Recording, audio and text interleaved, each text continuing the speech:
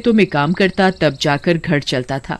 बेटे कालू, आज खेतों में जरा देर से चले जाना काम करने। क्यों माँ, क्या बात है? कुछ काम था क्या? हाँ बेटा, बकरियां भूखी हैं, जरा नदी के पास जाकर इन्हें चरा ला। ठीक है माँ, ऐसा करो मेरा खाना बांध के दे दो, वहीं खा लूंगा, पता नहीं कितनी देर हो जाए। निर्मला खाना बांध कर अपना चढ़ने लगती हैं। चलो जी, बकरियां तो खाने में मस्त हैं, मैं जरा खाना खा लूं।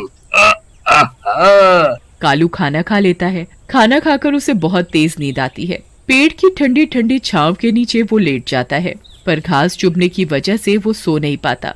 तभी कालू को पेड़ पर कुछ कपड़े लटके हुए दिखते हैं। कालू उन कपड़ों को उतार कर अपने नीचे बिछा लेता है और आराम से सो जाता है। पर उसे ये नहीं पता था कि वो कपड़े एक भूत के हैं जो नदी में नहाने गया हुआ था। भूत जैसे ही नदी से बाहर आता है नहाकर, तो देखता है उसके कपड़े वहां नहीं है। अरे मेरे कपड़े कहाँ गए? कौन ले गया? अब मैं क्या पहनूंगा? तभी भूत को उसी पेड़ के नीचे एक आदमी दिखाई देता है जो सोया हुआ होता है उसके कपड़ों पर। ए लड़के, उठ! भूत की आवाज सुनकर कालू उठ जाता है और इधर उधर देखता है कि आवाज कौन दे रहा है। तभी कालू को नदी में भूत दिखाई देता है। मम्मी! कौन हो भाई तुम? दिखाई नहीं देता क्या मैं कौन हूँ? आंखों से अंधे हो क्या? मैं भूत हूँ। तुम भूत हो? कहाँ से भूत हो भाई तुम? देखने से तो भूत जैसे नहीं लगते, तुम तो कोई गंदे से आदमी दिख रहे हो। ऐसा लग रहा है कई सालों से नहाए नहीं हो।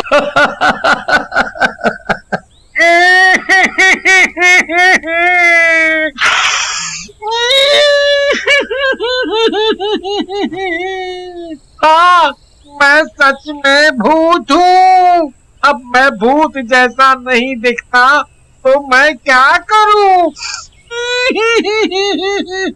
अच्छा, मान लिया तुम भूत हो, पर यहाँ आए कैसे? मैं यहाँ नहीं रहता। हम भूतों की भी एक दुनिया है। मैं तो अपने रास्ते से ही उड़कर जा रहा था इस नदी के ऊपर से। नदी दिखी तो सोचा ठंडा ठंडा साफ पानी है, नहा लूं। मैंने अपने कपड़े उतार कर पेड़ पर रख दिए थे और नहाने चला गया था। जिन कपड़ों पर तुम सोए हुए थे वो मेरी लंगोट है। तुम मेरी लंगोट दोगे तो मैं नदी से बाहर निकल पाऊंगा। अगर मैंने तुम्हारी लंगोट दे दी तो तुम नदी से बाहर आ जाओगे। और बाहर आते ही तुम मुझे खा जाओगे, फिर मेरी सारी बकरियों को भी खा जाओगे। नहीं नहीं, मैं तुम्हें और तुम्हारी बकरियों को नहीं खाऊंगा। मैं कैसे मान लूं कि तुम नहीं खाओगे? तुम भूतों का क्या भरोसा? अरे भाई, मैं शाकाहारी भूत हूँ, तो भला मैं तुम्हें कैसे खा सकता हूँ? अगर मैंने अब इसे इसकी लंगोट दे दी तो ये भूत अपनी लंगोट लेकर चला जाएगा। मैं सोच रहा हूँ क्यों ना मैं इसकी लंगोट ना देकर इससे अपना काम निकालूं। ये भूत लंगोट के बदले मेरे सारे काम कर सकता है। भूत भाई देख, तेरी लंगोट तो मैं तब दूंगा जब तुम मेरे सारे काम करोगे। ठीक है, मैं तुम्हारे सारे काम कर दूंगा, पर तुम मुझे बाहर तो आने दो। कालू भूत को उसकी लंगोट तो नहीं देता, उसके लिए घर जाकर अपने कपड़े ले आता है और उसे अपने कपड़े पहना देता है। ए भूत, जब तक मेरे सारे काम नहीं होते तब तक तुम यही कपड़े पहनोगे। फिर मुझे तुम छोड़ दोगे ना? हाँ, छोड़ दूंगा। फिर कालू भूत को अपने कपड़े पहनाकर अपने साथ अपने घर ले जाता है। भूत भाग बेटा, ये हमें खा जाएगा। नहीं माँ, डरो मत, ये हमें नहीं खाएगा और ये भूत मेरा दोस्त है। भूत भी कभी किसी का दोस्त होता है क्या? तू पागल तो नहीं हो गया? कालू अपनी माँ के कान में जाकर सब बता देता है। बेटा, तू इसे घर तो ले आया है, पर इसे लाकर कोई मुसीबत खड़ी मत कर देना। और गांव वालों का क्या? माँ, तुम चिंता ना करो, मैं सब संभाल लूंगा। अगले दिन कालू भूत को खेतों में ले जाता है। ओ भूत, आज तुझे इस खेत में हल चलाना है। रात होने से पहले ये काम खत्म हो जाना चाहिए। चल अब शुरू हो जा, चल। ओ, ठीक है भाई, चलाता हूँ हल। कालू वहाँ एक पेड़ के ऊपर जाकर बैठ जाता है और उस भूत पर नजर रखता है। अब हो गया ना काम। लाओ, दे दो मेरी लंगोट। नहीं नहीं, तुम्हें लंगोट नहीं मिल सकती। अभी मैं तुमसे और काम कराऊंगा। अभी तुम नहीं जा सकते। भूत जोर जोर से रोने लगता है।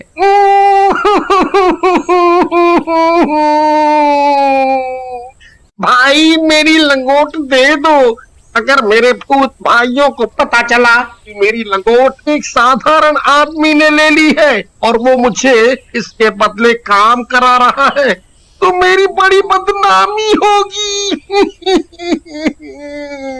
ओहो, तू रोता बहुत है। अच्छा ये बता, भूख लगी है? खाना खाया? हाँ, खाऊंगा ना। बहुत जोरों से भूख लगी है। कालू अपने साथ जो खाना लाया था दोनों मिलकर उसे खाते हैं, पर भूत तो सालों से भूखा था। इतने दिनों बाद खाना देखा तो जल्दी जल्दी सारा खाना चट कर गया और कालू भूत का मुंह देखता ही रह गया। खाना खाकर दोनों घर चले जाते हैं। मुझे खाना दो, मुझे बहुत भूख लगी है। इतना स्वादिष्ट खाना मैंने पहली बार खाया है। और दो। अरे तू रोता क्यों है? मैं तेरे लिए अभी खाना लाती हूँ।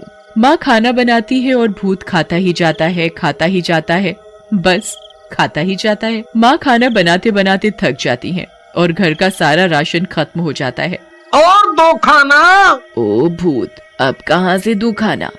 सारा राशन तो तू खा चुका है, अब घर में कुछ नहीं है खाने को। अरे माँ, ये सदियों से भूखा है, आज इसने मेरा खाना भी खा लिया। तभी गांव से मुखिया आते हैं अपनी बेटी की शादी का न्योता देने। भूत भूत भूत भूत, भागो भागो सभी, नहीं तो ये हमें खा जाएगा। मुखिया जी डरिए मत, ये आपको कुछ नहीं करेगा, ये हमारे साथ ही रहता है। कालू, तुम बोलते हो तो मान लेता हूँ कि ये किसी को कुछ नहीं करेगा। मुखिया जी, यहाँ कैसे आना हुआ? अरे हाँ, मैं इस भूत को देखकर सब भूल ही गया था। कल मेरी बेटी की शादी है, आपको न्योता देने आया था। फिर मुखिया वहाँ से चला जाता है। अगले दिन गांव में शादी की तैयारी चल रही होती है, तभी वहाँ कालू और भूत पहुँच जाते हैं। भागो भागो, गांव में भूत आया है, ये हमें खा जाएगा भैया। अरे अरे, रुको रुको सभी, ये भूत मेरे साथ है, ये किसी को कुछ नहीं कहेगा, किसी को भी। अरे भूत है, सभी होता है, मजाक मत करो। मैं कोई मजाक नहीं कर रहा, और ये भूत मेरे घर बहुत दिनों से रह रहा है, इसने हम में से किसी को कुछ भी नहीं किया। भाइयों, मैं किसी को नहीं खाऊंगा, मैं औरों जैसा भूत नहीं हूँ। कालू के पास मेरी लंगोट है, अगर ये मेरी लंगोट दे दे तो मैं अभी यहाँ से चला जाऊंगा। लंगोट वाली बात पर सभी गांव वाले जोर जोर से हंसने लगते हैं। इसका मतलब तू भूत बिना लंगोट के घूम रहा है। फिर सभी हंसने लगते हैं। सभी गांव वाले आपस में बातें करने में मस्त होते हैं और उधर भूत को खाने की खुशबू आ रही होती है। भूत खुशबू तक पहुंच जाता है, देखता है उसके सामने इतना बढ़िया बढ़िया खाना रखा है। वो इधर उधर देखता है कि कोई नहीं देख रहा और वो फटाफट सारा खाना चट कर जाता है। तभी एक बच्चा उसे खाना खाते देख लेता है।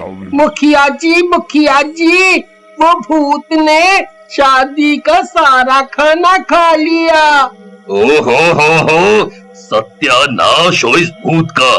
अब मैं मेहमानों को खाना कैसे खिलाऊंगा, मेरी बेटी की शादी कैसे होगी। मुखिया जी, आप चिंता ना करें, ये भूत है ना, इसने खाया है, यही बनाएगा सारा खाना फिर से। भूत, तेरा आज का काम यही है। भूत जल्दी जल्दी सभी सब्जियां काट देता है, आटा गूंथ देता है, सभी तरह की मिठाइयाँ बना देता है। देखो भाई, तुमने जो जो काम बोला मैंने सभी काम कर दिए, अब तो मेरी लंगोट दे दो। अभी नहीं दूंगा, अभी बहुत काम है। भूत फिर से जोर जोर से रोने लगता है। मेरी लंगोट दे दो मेरी लंगोट दे दो ना। सभी बच्चे देखते हैं कि एक भूत रो रहा है और वो भी एक लंगोट के लिए, तो उस पर सब बहुत हंसते हैं। पर उधर भूत की भूख बढ़ती ही जा रही थी। भूत गांव वालों का खाना चुरा चुरा कर खाने लगा। ओ भूत सत्यानाश हो तेरा, सारा खाना खा गया चुरा कर। अब मेरे बीवी बच्चे क्या खाएंगे? शोर सुनकर सभी गांव वाले इकट्ठा हो जाते हैं। हाँ भाई, ये मेरे घर का भी सारा खाना खा गया। ऐसे ही ये भूत हमारे घरों का खाना खाने लगा तो हम और हमारे बच्चे क्या खाएंगे? है वो तो भूखे ही रह जाएंगे भैया। इस भूत का कुछ तो करना पड़ेगा। ये भूत कालू का है ना, उसी को बताते हैं जाकर। है? सभी गांव वाले मिलकर कालू के घर जाते हैं और भूत की सारी बात कालू को बताते हैं। भूत एक कोने में खड़ा होकर सब कुछ सुन रहा होता है। कालू, अब बहुत हो गया। इस भूत ने पूरे गांव वालों को दुखी कर रखा है। सभी के घरों का ये भूत रोज रोज खाना खा जाता है। पूरे गांव का अनाज ये खा चुका है। ऐसे ही चलता रहा ना तो एक दिन हम सभी भूख से अपनी जान गंवा बैठेंगे। मुझे भूख लगी थी, इसलिए मैंने खाना खा लिया। मेरा पेट पता नहीं क्यों नहीं भरता। कालू, मैंने तुझे पहले ही बोला था, इसे लाकर कोई मुसीबत मत खड़ी कर देना। देख, अब इसने पूरे गांव वालों को दुखी कर रखा है। देख भूत, तेरे लिए मैं गांव वालों को तो दुखी नहीं देख सकता। सभी गांव वाले मेरा परिवार हैं। तू अपनी लंगोट ले और यहाँ से चलता बन। कालू भूत को उसकी लंगोट दे देता है।